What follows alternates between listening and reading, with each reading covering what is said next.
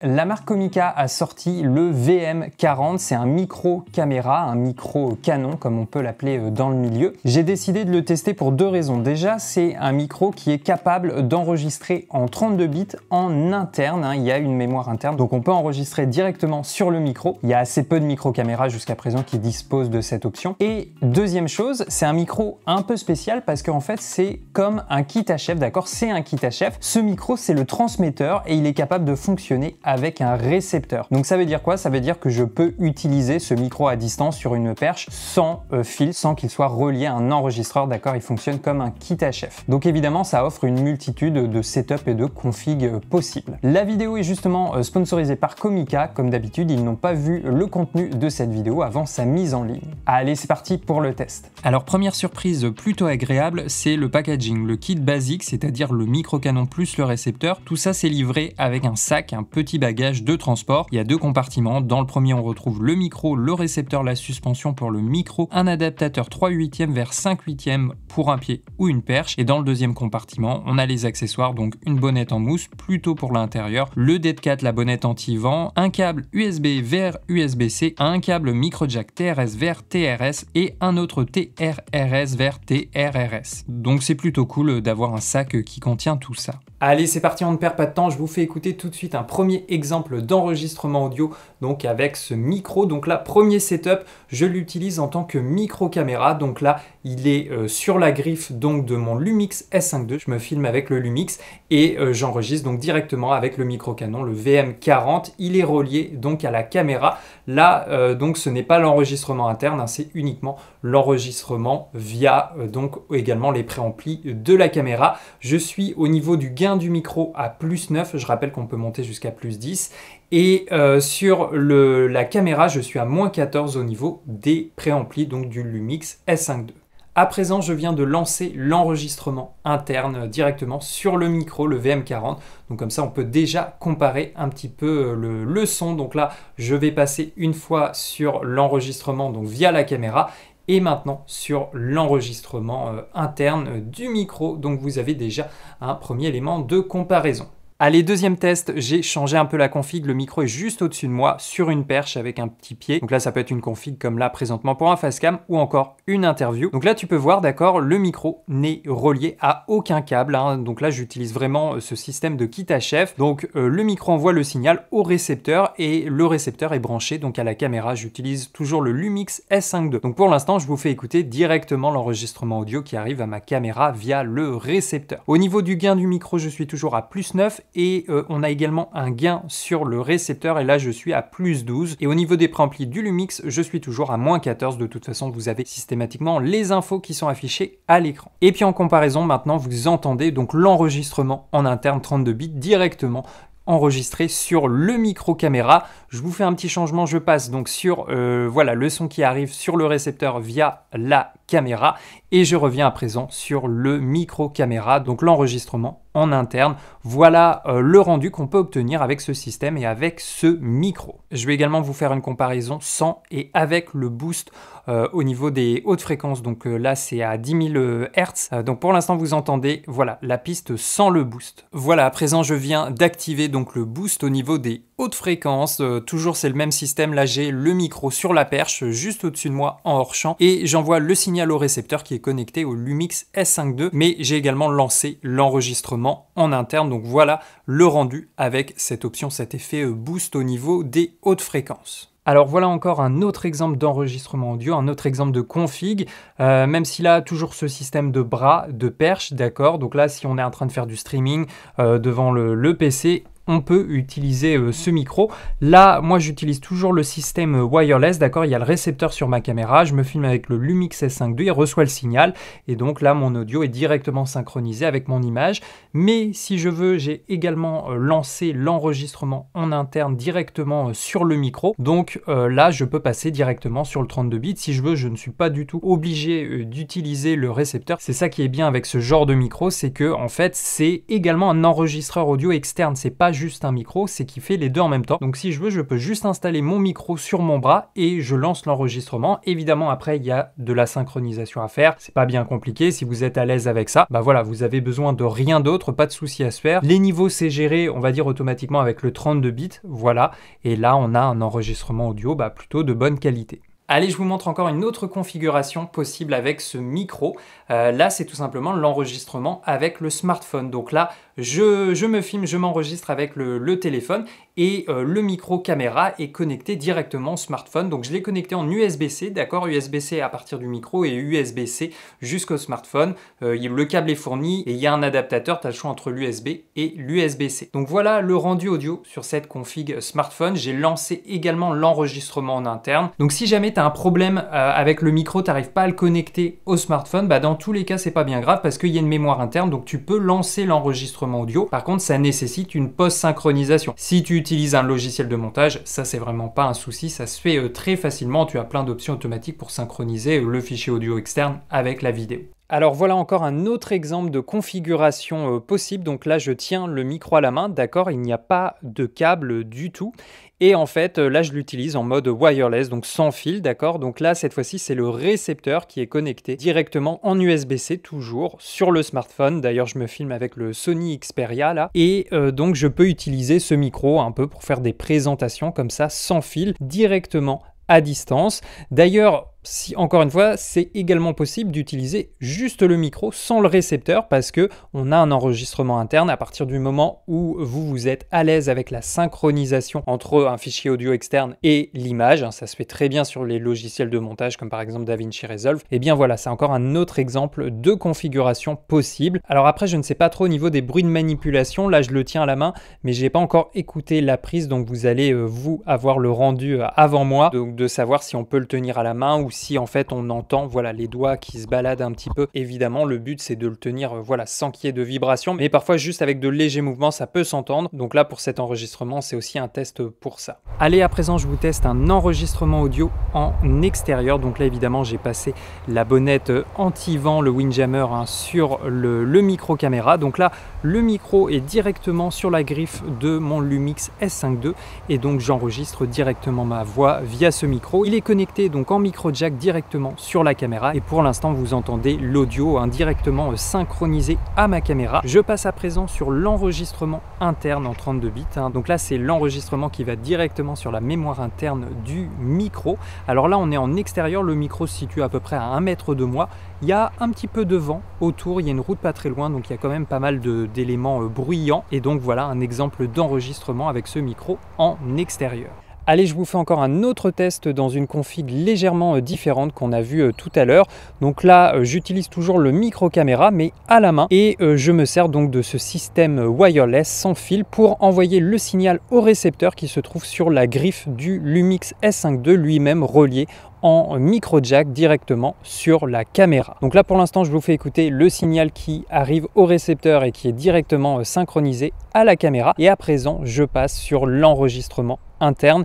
Et encore une fois je le rappelle, mais si vous utilisez l'enregistrement interne vous n'avez plus besoin du récepteur parce que en fait le micro fait office d'enregistreur audio externe, et c'est aussi tout là l'intérêt d'avoir cette option. Et en plus c'est du 32 bits, donc là je me soucie vraiment très peu des niveaux d'enregistrement. Bon, il commence à pleuvoir un petit peu, mais c'est pas grave, je vais vous faire une comparaison donc sans le low cut et avec le low cut. Donc pour l'instant là vous entendez ma voix sans le low cut. À présent je viens d'activer le low cut, donc je rappelle c'est un filtre à 100 Hz.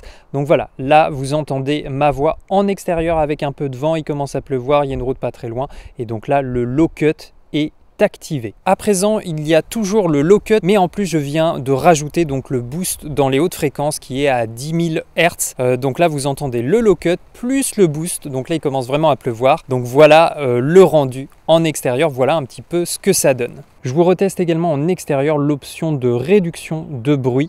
Donc là pour l'instant c'est un enregistrement brut, d'accord, donc là il n'y a pas d'effet, j'ai enlevé le low cut d'ailleurs et même le boost au niveau des hautes fréquences. Donc là je viens d'activer le premier niveau de réduction de bruit, donc voilà un petit peu l'effet que ça donne en extérieur. Donc là il y a un petit peu de vent, il y a une route pas très loin, il y a de la pluie, et voilà j'enregistre donc ma voix en extérieur via le micro VM40, et c'est toujours le récepteur qui est connecté, qui reçoit le signal et qui le transmet donc à la caméra. Et puis à présent, je viens d'activer le deuxième niveau de réduction de bruit. Donc voilà, théoriquement, c'est censé isoler un petit peu plus la voix. On entend moins le bruit de fond. Je vais écouter ça juste après. Je ne l'ai pas encore écouté. Vous pouvez l'entendre tout de suite. Donc l'idée, c'est de savoir voilà, s'il y a un effet ou pas sur la voix. Est-ce que ça perturbe un petit peu le timbre de la voix et puis les fréquences. Donc voilà le rendu en extérieur avec juste le deuxième niveau de réduction de bruit. Du coup, je viens de l'écouter. Alors, le level 1, il n'y a pas trop de problème a priori. Vous pouvez l'utiliser. D'ailleurs, j'entends assez peu de différence. J'entends pas trop la réduction de bruit. Par contre, le level 2, je vous le déconseille vraiment. Je pense que là, ça s'entend clairement. En tout cas, écoutez-le au casque. Il y a des bruits parasites, des artefacts. Il y a des petits sauts au niveau des fréquences. Donc, celui-là, je vous le déconseille vraiment. De manière générale, il vaut mieux éviter d'utiliser les options de réduction de bruit qui sont proposées sur les micros, les récepteurs. Préférez plutôt les options de réduction de bruit sur vos logiciels. Je vous teste également la portée du signal. Donc là, je m'éloigne petit à petit de la caméra.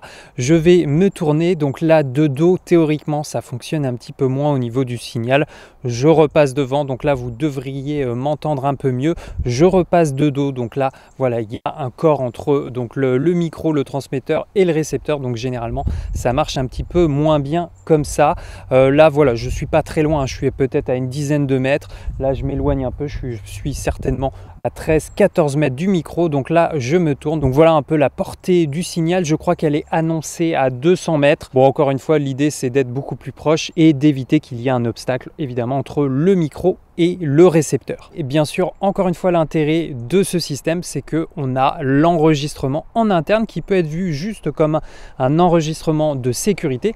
Mais si vous avez un plan à faire où vous devez vous éloigner de la caméra, bah là encore une fois, ça peut être très intéressant d'activer donc l'enregistrement interne avec les 32 bits. Et donc de cette manière, bah, il n'y a plus de souci de transmission parce que là, la voix est enregistrée directement sur le micro. Donc il n'y a pas de souci à avoir de connexion, de perturbation au niveau du kit HF, au niveau du système de transmission sans fil. Donc comme je le disais en début de vidéo, le micro Canon VM40, il a une mémoire interne de 32 Go. La marque annonce que ça permettrait d'enregistrer jusqu'à 40 heures de fichiers audio non compressés en 32 bits 48 kHz. Au niveau de l'autonomie, c'est une batterie interne, il n'y a pas de pile, il se recharge en USB-C. D'ailleurs, il y a un petit indicateur de batterie sur l'écran. Donc quand le micro est utilisé en filaire, l'autonomie est de 32 heures, 10 heures en mode sans fil et avec l'enregistrement interne, on est sur 5 heures. Pour le récepteur, on a 8 heures d'autonomie pour une charge pleine. Donc le micro, il ressemble à ça. On a une sortie 3,5 mm, un trou pour l'appairage à utiliser avec le pin qui est donné quand l'appairage ne s'effectue pas normalement. On a un port USB-C. Ensuite, on a les indicateurs des options qui agissent sur les fréquences. On a le low cut, d'accord, à 100 Hz, un boost des hautes fréquences, cette fois-ci à 10 000 Hz. Ensuite, on a une diode rouge qui informe de l'enregistrement en interne. La commande rec, si on fait un appui court dessus, c'est pour modifier le low cut et le boost des hautes fréquences. Et si on fait un appui long, on lance l'enregistrement en interne. Juste en dessous, on a une diode qui est verte quand le micro est connecté au câble et la diode est bleue quand il est utilisé sans fil. Sur la commande suivante, on peut allumer manuellement le micro avec un appui long ou activer le mode Safety Track. Donc la deuxième piste sera enregistrée avec un gain plus faible pour éviter les saturations. On retrouve au cul du micro une roue pour contrôler le gain.